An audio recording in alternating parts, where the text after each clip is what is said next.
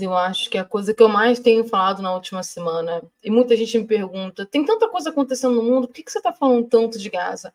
Porque Gaza é um alerta vermelho da nossa capacidade de humanidade e que ela está indo embora. Gaza é o alerta vermelho de que a gente está vivendo uma nova ordem mundial e quem está segurando na ordem antiga não vai largar o osso.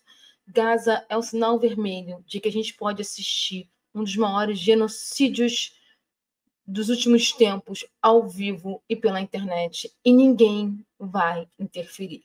Gaza está sendo um lembrete constante de como a nossa sociedade está completamente imersa lá naquele conceito de banalidade do mal da Hannah Arendt, quando a gente normaliza a perversidade e não observa o quão drástico e terrível que está acontecendo.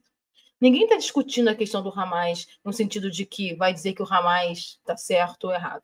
O que o Hamas fez foi uma monstruosidade. Mas o Hamas não é o governo da Palestina. O Hamas não é Gaza, no sentido de que ele não é toda a população de Gaza, não é o Hamas. Gaza não tem um exército. Israel tem todo o direito de brigar com o Hamas. Israel tem todo o direito de mapear as lideranças do Hamas. Israel tem todo o direito de perseguir o Hamas de acordo com todos os tratados internacionais, mas ele não tem direito de jogar 6 mil bombas na cabeça de inocentes que já moram em condições subhumanas na faixa de Gaza.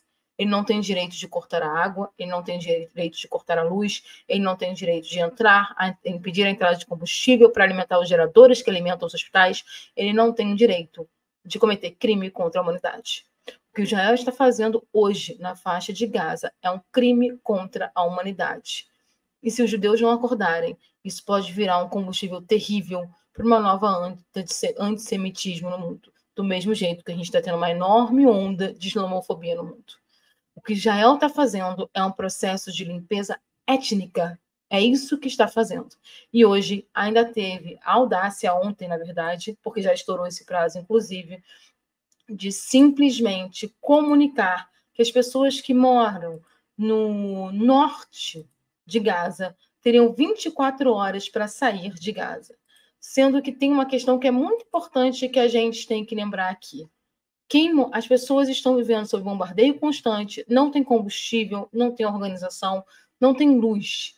E aí Israel manda bilhetes pelo ar dizendo que as pessoas têm 24 horas para abandonar suas casas. Sabe quantas pessoas moram nessa região do norte de Gaza?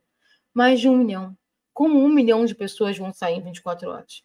Sabe por que Israel mandou esse aviso? Porque Israel vai invadir por terra, vai liquidar essa região. E depois ele vai falar assim, internacionalmente, gente, mas eu avisei, eles não saíram porque eles não quiseram. Eles não saíram porque eles não tinham para onde ir. Eles não saíram porque não dá tempo de deslocamento.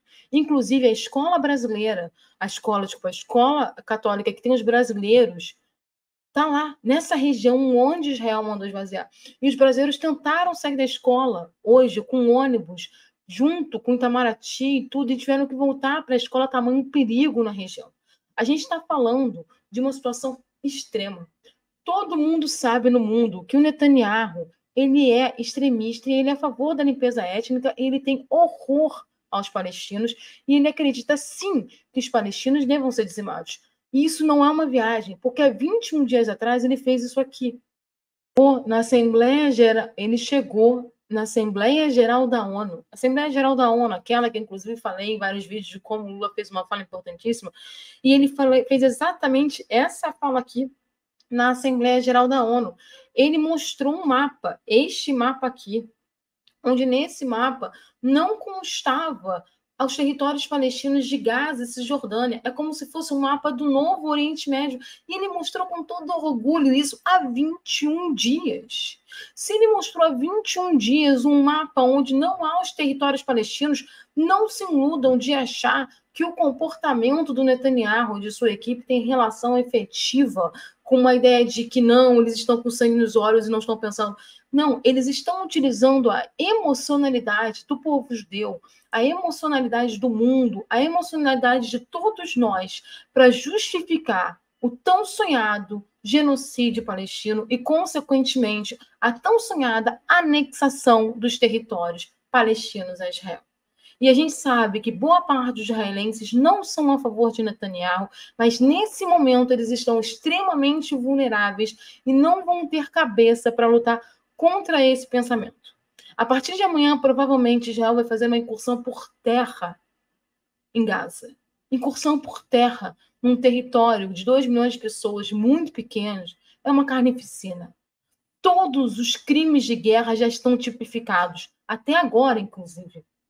O direito internacional está explodindo, mostrando que Israel está descumprindo tratados e está cometendo crimes.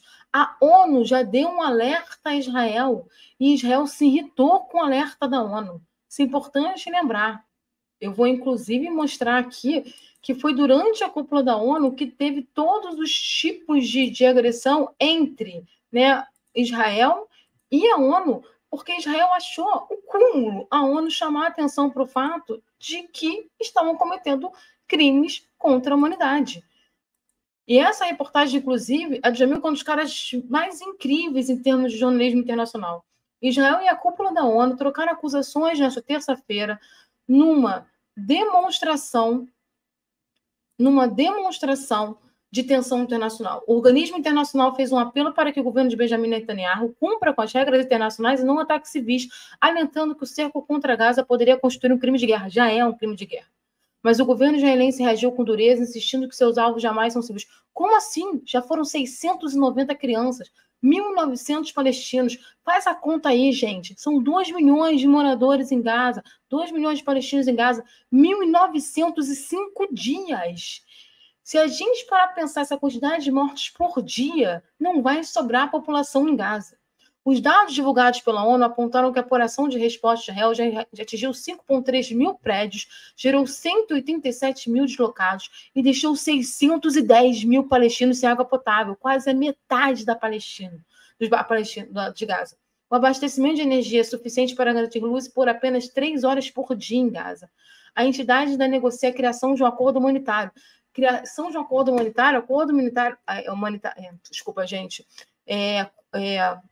corredor humanitário, que eles não estão permitindo. Para vocês terem uma ideia, Israel bombardeou o posto de imigração do Egito, ali onde tem a fronteira com Gaza. E aí, como é que o Egito vai abrir aquele posto de imigração, vai abrir a fronteira, se não tem como controlar a fronteira?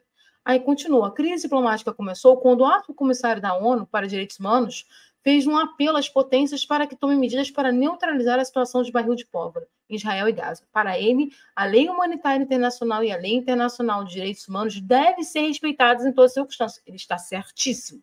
Estamos enfrentando uma situação explosiva de barril de pólvora, sabemos como isso acontece repetidamente, a perda de vidas israelenses e palestinas e o sofrimento incalculável infligido a ambas as comunidades. O seu apelo foi para os que os civis sejam poupados. E aí, Israel não gostou, Israel se irritou, Israel achou que a ONU estava defendendo o Hamas. E aí, para piorar tudo isso, porque ainda consegue piorar essa situação, né, ainda temos como piorar essa situação, ainda tem isso aqui. O Netanyahu sobe, Netanyahu nunca fala, mas hoje ele subiu e falou: apenas o começo. Se essas imagens chocantes que vocês estão vendo é apenas o começo, é porque eles têm como planejado uma grande limpeza étnica. E todos os analistas, um monte de gente está avisando que o objetivo de Netanyahu como primeiro-ministro de Israel, já que ele acabou para Israel depois da falha enorme de segurança que permitiu o Hamas entrar e matar mais de 1.300 pessoas em Israel, porque foi para do Netanyahu, esta que é a verdade, foi um erro do governo israelense que não monitorou suas fronteiras, que não usou a sua inteligência, que estava mais preocupado em monitorar os problemas internos das pessoas que questionavam o primeiro-ministro.